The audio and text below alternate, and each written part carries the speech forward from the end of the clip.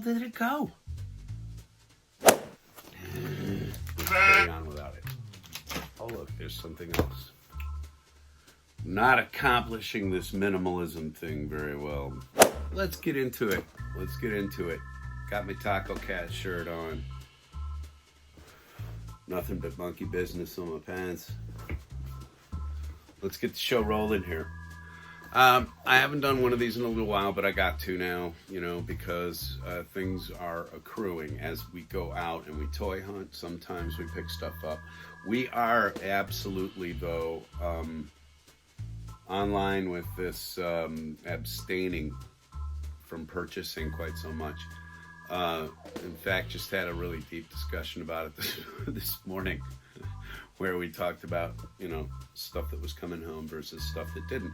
And if you've been watching for the last several shows where I do go out and toy hunt, you'll notice that I put back probably, I'm going to say easily a good $40 worth of clearance figures that would probably fetch a little more in resale and turn around online for the patient seller and that kind of thing, but not gonna do it.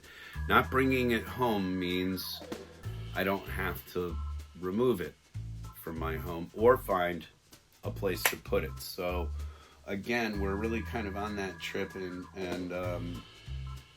that said, let's get into all the crap that I've got in front of me here.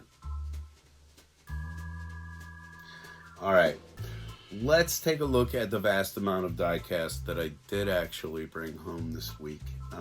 And I did it to make a point. I know I kind of said that comedically a little bit ago, where I do buy a lot of things for the show, but that's true.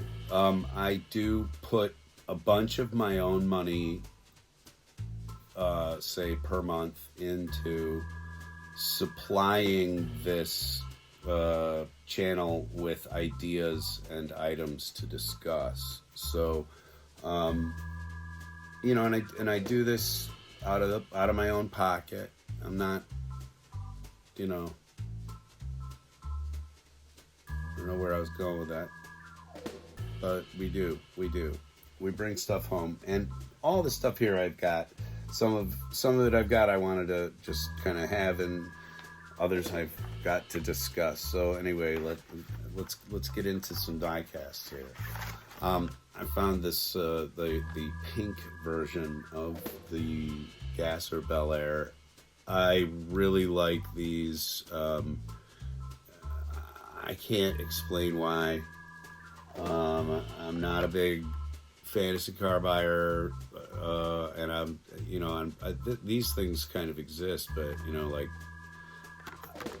the Triassic 5, which is what this is. It's it says Triassic 5 on the side of it, so I was kind of call it the Triassic 5. But anyway, I really dig those Bel Airs.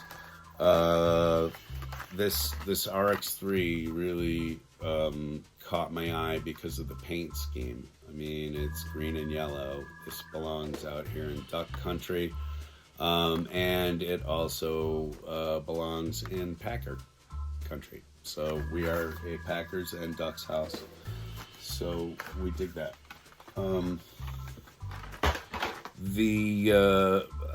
I stumbled across the Chimera, the Königsstück Chimera. Everybody say hi to Lucy. She decided she was going to come be part of the show today. I just the Königsstück and the and I know I pronounced that wrong probably. And the McLarens are my one sort of supercar concession. More of an American muscle and or just sort of classic American cars for me. But to the end of that, I did find this Aston Martin Valhalla concept, and I have a premium one of this, which I couldn't find before I started filming today. It's just going to be a part of today's show. I couldn't find the premium I have of this. I've got it stashed away in a box somewhere, and that's bad when I can't just directly place my hands on something to do today's show. Which also happened with another piece of Diecast I will get to talk about in a minute, but let's discuss what I actually have here in front of me.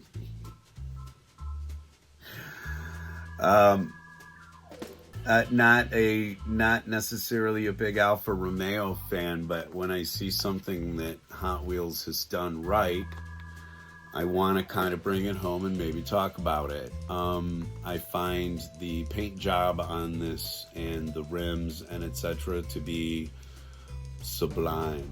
And it is a finished front and back end Hot Wheel car. So this being a real car and what I consider to be a finished car, this is now in the running for best of. What I'm kind of envisioning in my head with this is to take the best Hot Wheels, the 5 best Hot Wheels that I find, and the 5 best Matchbox that I find by the end of the year. And I will have those 10 sort of sorted out as the year unfolds. There are no direct criterion that I can explain about it. It's what's going to appeal directly to me, and I think show examples of great design and great follow through on that design. Because I feel like in the 99-cent and even up in the premium end of things, which can run you anywhere between $4 and $7. There are some cars that I don't really consider finished. And if I do come across them in a while, I'm going to talk about them in a photo way. I'm not going to bring them home because that just gets expensive. Plus, there are other people out there who do really appreciate premium sets, like Nazar's channel has been doing for a long time. And over at Rusty's Garage Australia, Rusty does a lot of premiums because he is super into the hobby, and he is knowledgeable on auto sport, and he does great diorama work. So go check him out. And this other story that I have to get to of this other bit of Diecast, which I do not have in front of me, actually goes out to Rusty. So we'll get there. Now, as I have kind of gotten all of the Hot Wheels stuff out of the way, I'm gonna, and I again shout to Rusty for sending me this treasure hunt, which has been turned into a keychain. I really dig that. The Justice League Batmobile. This is one that I did not have in my collection, so that's awesome. Matchbox. Let's talk about some Matchbox here real quick, because I think that Matchbox right now is absolutely sinking Hot Wheels in terms of quality. Excuse me. My wife has copyright music going on in the background, so I gotta keep the door closed. Matchbox. I think Matchbox right now is burying Hot Wheels in terms of quality. And I feel like outside of the chases or treasure hunts that Matchbox puts out, there is less competition to find actual models. You can find things in speed grabs, the little orange boxes, and you can find stuff in carded. A little easier than obtaining the Hot Wheels issues that are coming out. If you're gonna go for the treasure hunts and you're gonna go for the chases and all of that, I don't know what to tell you. But when I go to the Matchbox pegs. They're usually stocked well, and the stuff looks good. To that end, I bought a four-wheel drive vehicle, which I don't really do very often. But again, this is a Range Rover that is, did I say that right? Is it a Range? Yeah, it's a Land Rover. It's a Land Rover Defender, 2020 Land Rover Defender. Again, I feel like out of the package, this is going to knock Hot Wheels stuff into the dirt. I think it's just an amazing design, and it's an amazing execution from the mold to the finishing, which is so important. And the more you let them slack in the 99-cent stuff, the more they're going to do it. So let's ask a question, because again with Matchbox, this 1960, excuse me, my eyes are going. This 1960 El Camino with the champagne paint job on it, okay? Front end and back end are done. We're going to take that out of the package here. And I'm just going to, by the way, I'm not going to open these and put them all out. I'm just going to show you after this little talk. I'm going to have a little buzz by without any talking. I'm going to take them out of the packages. I'm going to set them up real nice and show you what's going on. But this Porsche Spider just jumped off the peg at me. I mean, the artwork, first and foremost. You look at that artwork and it's just amazing.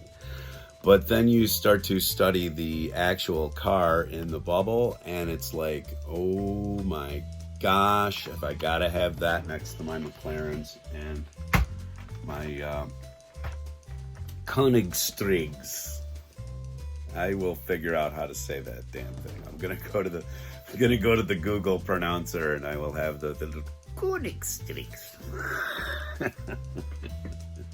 And I severely apologize for mauling it to the people who know how to pronounce it already, and or to whom are big fans, and it's important, and I'm sitting here like making a mockery. I'm not mocking it. I'm just mocking my own ability as a linguist. The next thing I wanted to talk about, and this goes back to Hot Wheels a little bit, but I kind of saw these both on the pegs, and I wanted to take them out and compare them. I already have a red 2020 Corvette out of the package in a box, in a case here somewhere, so I'm gonna have to dig that out for this. But I have here a Matchbox 2020 Corvette and a Hot Wheels 2020 Corvette. And we're gonna kind of take a look at what each team did in terms of design and execution. So stick around for that. Then I have a mystery bag I want to open here real quick, and I have a couple of DVDs I want to discuss really quickly. But this is a number 4 from the set that Rusty sent us. Rusty was very generous and sent us the first 1, 2, and 3 from this mystery bag set. And while I was digging through a couple of episodes, while I was digging through the Lego bag basket, which is hidden under a shelf, it's always hard to find those things, but they have little kits in there, and they're a lot of fun, and or they sometimes throw minifigures in there and mark them down. This was just in there. Some kid had thrown it in there, and it's a number 4. So, and to show you the difference, in Australia, not only do you get a sticker, okay, with your mystery car, you also get a full fold-out deal where there's a coloring thing that you can do, which if you're into that, into crystal meth and you need something to color, there it is. And then I'm talking about the adults, kids. Don't do crystal meth, please. God, there's so many other better drugs to do. Again, this show is made for adults, and so that's adult humor. If you're a kid out there, disregard that. And if you're a kid out there, you shouldn't be watching this anyway. He says, knowing that his grandsons will be watching. Hi, guys. But anyway, it comes with a fold-out that has all of the cars in the set on it. Sort of a tick list or, kind of a sales thing. But here's what I want to say about that, too. The point I want to make. Lucy, in or out? Leave the damn door closed. When you open a mystery car in American versions of the bag, that was Australian. In an American one, you get the sticker, which is absolutely brutalized because it's been shoved in a bag and it's been crushed and somebody had it in their hand for a little while, and then, so this sticker is Shotsky.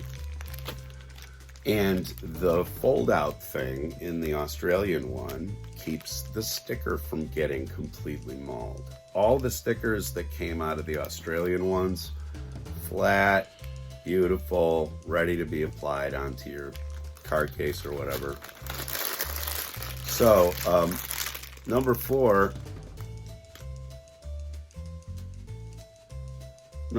isn't as good as the first 3, obviously. I'm kidding. It's cute. Did these things really exist? Let's see what it says. If it has a cute fasty name, then it's not real.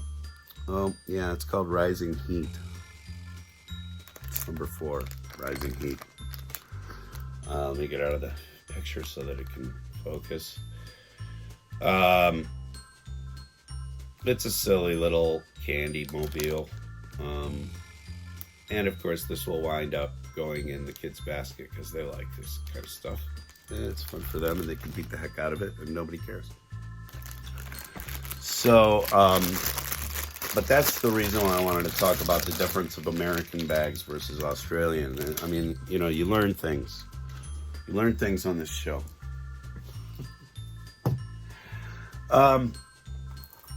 The last 2 things I picked up really quick were DVDs, and I'm not going to review them here right now or anything, so don't go anywhere. I did pick up finally a copy of Thor Ragnarok because it's a fantastic film, and the Thor movies are always the last ones that seem to make it into my collection. And then also at a Goodwill I found Trail of the Pink Panther, which I'm pretty sure I have a copy of already, at least one copy of it, but my ambition is to have enough copies of these to hand them out to our kids when they're old enough to kind of appreciate the humor of Peter Sellers and David Niven. And these are really, really, really good Blake Edwards comedies. If you haven't seen these movies, you're really, you need to get out there. You need to get out more. This is why having a video store was a good thing, people. Anyway.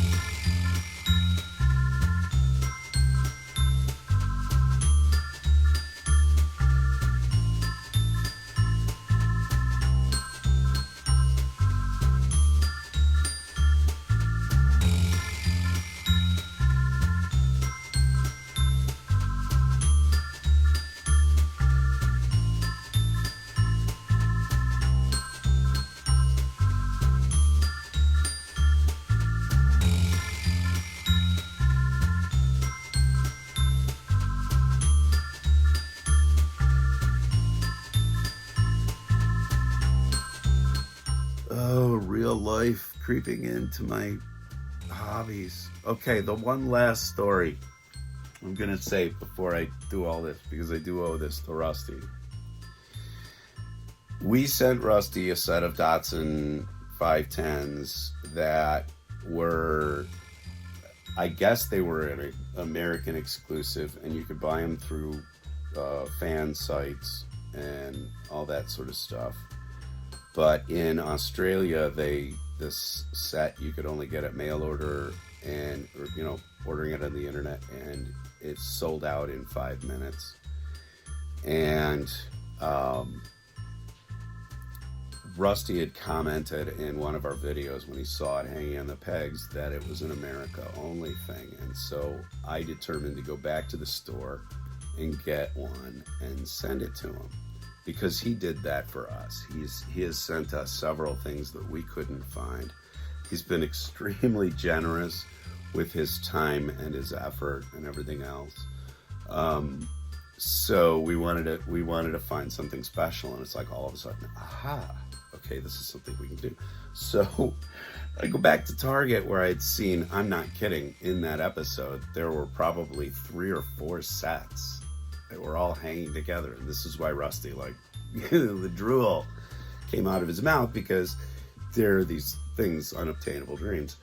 And I go back to this store, and there's none of them are left. Oh no. So I went to the Walmarts, I went to all the Targets, I couldn't find them anywhere. And then I was out with Annie one night, and we were at a Target, and as we were looking for real trap jaws and other things that we kind of have on our mental list to pick up for Rusty when we can find them, I'm looking for the set. It's not hanging on the peg, but I find sitting on its face down, a set of 510s. I pick it up, but somebody had put their thumb, like, imagine this is like one of those big bubbles, put their thumb straight through the back of the cardboard. I mean, like, there's just this huge explosion, like the Hulk busted through the back of the card. But the car was still in it. And both cars were still in the package. So I'm thinking, all right, I've been all over the place and I can't find this set of cards, but we found a set, and I think I could probably take this home and somehow kind of fix the cardboard back together with some glue. It's what I do. I fix things. And so we bring this set home, and Annie had taken it to customer service and said, what can you do for us on this? And I think they gave us $1 off. Real generous of the people at Target. But we took it, and we took the set. And then, like, the next day, I'm in another store and I see a set that is untampered. So I grabbed the set, and I sat there and I thought about it for a little while. I'm like, you know what? I've already bought a set of these, and I don't know if he's going to, wait, is he going to take them out of the, ooh, because this is a collector bit, so is he going to take it out of the package or not? So I just grabbed another one that didn't have a thumb hole through the back, and I was like, screw it, and I determined that when we finally sent this set of Datsuns, which we have now done, and Rusty opened his, I could go back and open mine on the channel, and I wanted to do it fairly quickly, because thumb hole. I've been holding on to this, and like I said, it's a double set, so the bubble on it's probably like this. It's probably about yay deep, it's just ridiculous amounts of clamshell plastic for what's actually in there. And so I was going to take mine out of the package. I don't care anyway. But we did send a pristine version to Rusty. So there's the epic of hunting down the 510s for somebody who has been extremely generous with us, and very supportive. He's been very. He talks about us a lot, and not in a creepy way. It just, and I'm not giving away anything that he doesn't say on his own channel to say that he is a guy who has to be on dialysis a little bit, and it was inspiring, and it's also a good kick in my ass every once in a while to know that I got to kind of get something out there for Rusty to watch. I do it for Rusty. I do it as the joke goes from the Czar. I do it for you all. We spend the money, we spend the time, we spend the considerable amounts of postage and idiocy of getting things from one country to another. But I guess if I were outside the American borders, I wouldn't trust anything coming out of it right now either. Anyway, come on in, Axel, you're allowed. Come on. He's poking his head slowly through the door. And that tells me it's time to get on with the flyby, and it's time to get on with painting. But anyway, thanks very much for coming out here to the Monkey Shine Lab today and doing a little show and tell with me. I know there's a lot of people out here that create the same kind of content we do, which is movie reviews, toy hunts, toy reviews, model building, Lego building, and general nerdery with comic books included, and action figures and pets that don't get along. Thanks for coming out and spending your time with us, because it's a very flattering thing. So we do it for y'all. Thanks a lot, everybody. We'll see you. Bye-bye.